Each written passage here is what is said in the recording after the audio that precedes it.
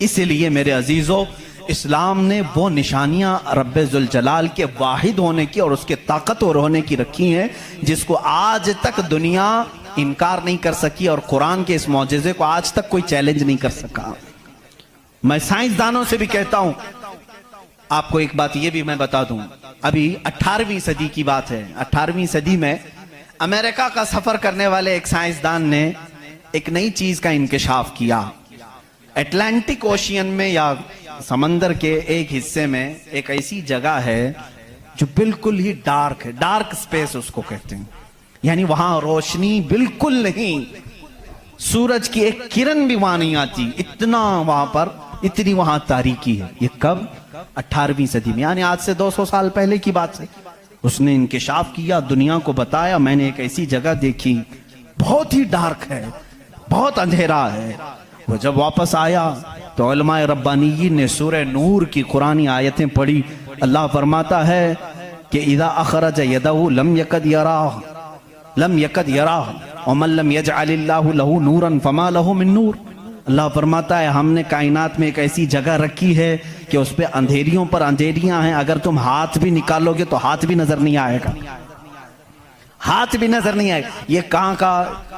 یہ علم البحر جس کو کہتے ہیں، سمندروں کا علم رکھنے والا جو پوری زندگی سمندروں کی کھوج میں لگا دیا، وہ لا کر کے بتایا۔ اس نے سوچا میں بہت بڑا تیر مارا ہوں، لیکن جب بتایا قرآن پڑھنے والوں نے کہ یہ تو قرآن میں ہے، اللہ فرما رہا ہے ایک ڈارک سپیس ہے کائنات میں جہاں تم ہاتھ بھی نکالو گے تو نہیں نظر آئے گا، اتنا ڈارک ہے۔ وہ سٹپٹا گیا، پریشان ہوا، میں اس کی تحقیق کروں گا، یہ قرآن میں آئی کیسے بات؟ سب سے پہلا دنیا کا میں انکشاف کرنے والا ہوں، میں اس کو سب کو بتانے والا پہلا فرسٹ آدمی میں ہوں، یہ پہلے سے کہاں سے آ گئی قرآن؟ پھر وہی دو باتیں میں بتاتا ہوں میرے عزیزو، اس کو بھی یہی جھٹکا لگا کہ یہ قرآن اس زمانے میں نازل ہوا جب سائنس کا وجود نہیں تھا، اور اس پر نازل ہوا جس کو دنیا میں کسی نے سکھایا نہیں تھا۔ بعد میں پھر اس نے یہ سوچا شاید ہو سکتا ہے پروفیٹ محمد صلی اللہ علیہ وسلم سمندروں کا سفر بہت کرتے ہوں گے، ان کے سمندروں کے سفر میں شاید کبھی یہ جگہ آ گئی ہوگی، اس لیے انہوں نے اپنے من سے قرآن میں یہ لکھ دیا ہوگا۔ اس نے یہ نتیجہ نکالا، لیکن دوسرے ہی دن اسے پھر بڑا جھٹکا یہ لگا کہ جب سیرت مصطفیٰ پڑھا اس نے، اللہ اکبر، حضور کی 63 سالہ زندگی میں آپ نے ایک مرتبہ بھی سمندر کا سفر کیا ہی نہیں۔ سبحان اللہ۔ یہ بہت بڑا جھٹکا لگا کہ وہ محمد صلی اللہ علیہ وسلم کبھی پوری زندگی میں سمندر کا سفر کیے ہی نہیں۔ میرے عزیزو، اس بات میں غلط فہمی میں نہ آنا کہ وہ سمندروں کو نہیں جانتے تھے، وہ معراج کا سفر کرنے والا رسول سمندروں کو ضرور جانتا ہے، لیکن یہ حکمت الہی تھی کہ کبھی سمندر کے سفر کرنے کا اتفاق نہیں ہوا۔ اب اسے جھٹکے پر جھٹکا یہ لگا جو کبھی سمندر کو گیا ہی نہیں، وہ اگر اٹلانٹک اوشین میں موجود ڈارک سپیس کو بتاتا ہے تو ضرور وہ اپنے پیٹ سے نہیں بتا رہا ہے، وہی اس کو بتایا ہوگا جس نے ڈارک سپیس بنایا ہے۔ یہی اللہ رب العزت کے وحدانیت کی نشانیاں ہیں، اس کے وجود کی نشانیاں ہیں۔ قرآن پڑھو، اس میں بہت ساری چیزیں جنہوں نے یہ انکشاف کیا کہ کچھ سمندروں میں ایسے اللہ رب العزت نے بنایا ہے، وہ بھی آپ کو مل جائیں گے۔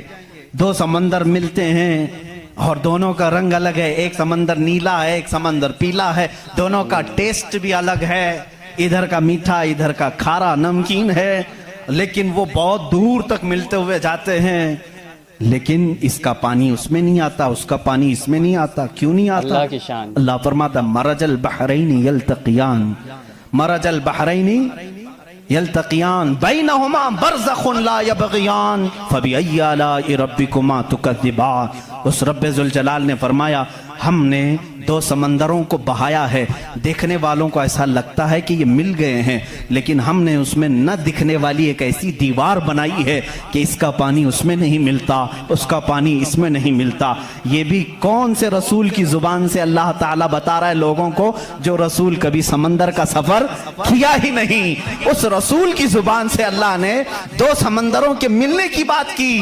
سائنسدانوں، اب تو تمہیں ماننا ہی چاہیے کہ قرآن رسول کا اپنا بیان بیان کیا ہوا کلام نہیں ہے، اسی کا یہ کلام ہے جس نے سمندروں کو اس طرح پیدا کیا ہے۔ بالکل بالکل کائنات میں بہت ساری چیزیں ہیں میرے عزیزو، قرآن اللہ رب العزت کا یہ کلام اتنی ہی نہیں، یہ تو بڑی بڑی نشانیاں میں نے کہا، اگر اس کی معرفت اس کی کھوج میں لگ جاؤ گے تو زندگی تمام ہو جائے گی۔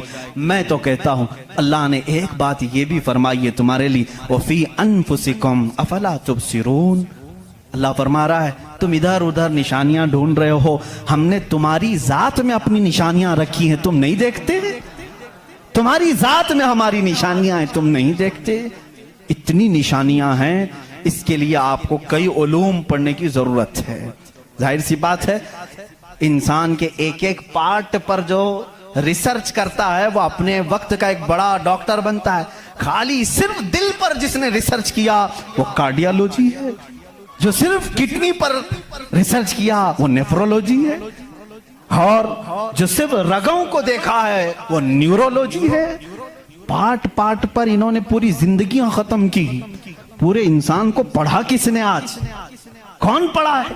اسی لیے امام اعظم ابو حنیفہ رحمۃ اللہ علیہ نے فرمایا من عرف نفسہ فقد عرف ربہ، جس نے صرف اپنی ذات کو پہچان لیا وہ اپنے رب کو پہچان لے گا۔ بے شک بے شک، تمہارے جسم میں جس طرح کی چیزیں اللہ نے بنائی، ڈاکٹر سے جا کر کے پوچھو کہ ہمارے جسم کے اندر کا جو نظام ہے، ایک بار جو نس کٹ گئی 1000 ڈاکٹر مل کر کے وہ نس نہیں قائم کر پاتے۔ یہ رگوں کا سلسلہ ایسا ہے، اور فرمایا گیا بلکہ تحقیقات بتاتی ہیں ہمارے جسم کے اندر موجود یہ نسوں کو رگوں کو نکال کر کے اگر بچھا دیا جائے کئی 1000 کلومیٹر لمبی ہو جائیں گی، اللہ کئی 1000 کلومیٹر لمبی ہو جائیں گی۔ یہ نسوں کا اتنا لمبا سفر ہو جائے گا، اتنا سارا مواد اللہ نے تمہارے جسم میں رکھا۔ اور رب تعالیٰ یہ فرماتا ہے، مفاہیم آیات میں بیان کر رہا ہوں، کبھی آپ نے سوچا ہم نے زبان سے جو جو چیزیں کھائی، اللہ اکبر، میں ایک بڑے محقق کے حوالے سے کہتا ہوں، روٹی کو انہوں نے کہا تمہاری روٹی تمہارے کھانے اللہ کی نشانیاں ہیں۔ میں نے پوچھا روٹی بھی نشانی ہے اللہ کی؟ کہا ہاں، تم ایک روٹی کو کہاں کہاں سے حاصل کرتے ہو؟ اناج کھیت سے لیا، فصل جب آئی اس کو کٹایا، پسایا، آٹا بنایا، پھر گھر میں لایا، گوندھنے کے لیے دیا، آٹا گوندھا گیا، روٹیاں بیلی گئیں، توے پر رکھی گئیں، بن گئی۔ کتنی منزلوں سے گزری، کھیت سے آئی، پسائی میں گئی، گندھائی میں گئی، پکائی میں گئی، اب اس کے بعد ریڈی ہو کر تمہارے برتن میں آئی۔ اس کے بعد تم نے کیا کیا؟ اب تک سب تمہارا اختیار چل رہا ہے، تم اپنی مرضی سے کر رہے ہو۔ گیہوں کا لانا ہے، جو کا لانا ہے، جوار کا لانا ہے، کس کا لانا ہے، تمہاری مرضی۔ آٹے سے کتنا گوندنا ہے، نرم گوندنا ہے، موٹا گوندنا ہے، تمہاری مرضی۔ روٹی موٹی پکانی ہے، پتلی پکانی ہے، تمہاری مرضی۔ روٹی پک جانے کے بعد 4 ٹکڑے کرنے، 5 ٹکڑے، 2 ٹکڑے، تمہاری مرضی، سب تمہاری مرضی ہے۔ اس کے بعد تم چبا کر کے کھا گئے، اس روٹی کو چبا کر کھا گئے، نگل گئے۔ یہ روٹی جب حلق سے اتر گئی اب تمہاری مرضی نہیں ہے۔ اس ایک ہی روٹی سے گوشت بھی بنتا ہے، اسی ایک روٹی سے خون بھی بنتا ہے، اسی ایک روٹی سے منی بھی بنتی ہے، اسی ایک روٹی سے پیپ بھی بنتا ہے، اسی ایک روٹی سے کف اور بلغم بھی بنتا ہے، اسی ایک روٹی سے سب چیزیں بن جانے کے بعد ہمارے فضلات بھی نکلتے ہیں۔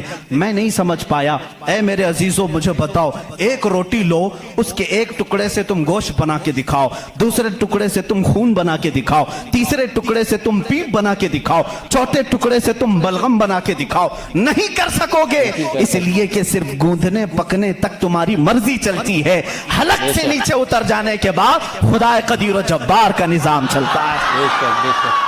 تمہارے رزق میں اس کی نشانیاں ہیں۔ کون ہے جو بناتا ہے ہمارے جسم کے اندر اس روٹی سے ہمارے جسم کا حصہ؟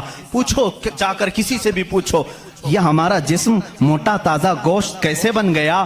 یہ کھانے اچھے کھاؤ گے اس سے بن گیا۔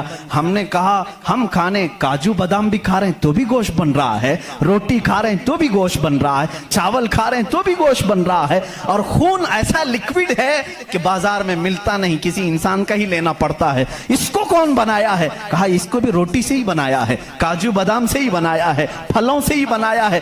ہم پوری دنیا کی غذائیں لا کر چکی میں پیس کر کے بھی خون کا ایک قطرہ نہیں پیدا کر سکے، لیکن लेकिन वो रब्बे ज़ुल जलाल हमारे लुकमे के नीचे जाते ही निज़ाम को शुरू फरमा दिया है। कैसा वो निज़ाम है, कैसा वो निज़ाम है।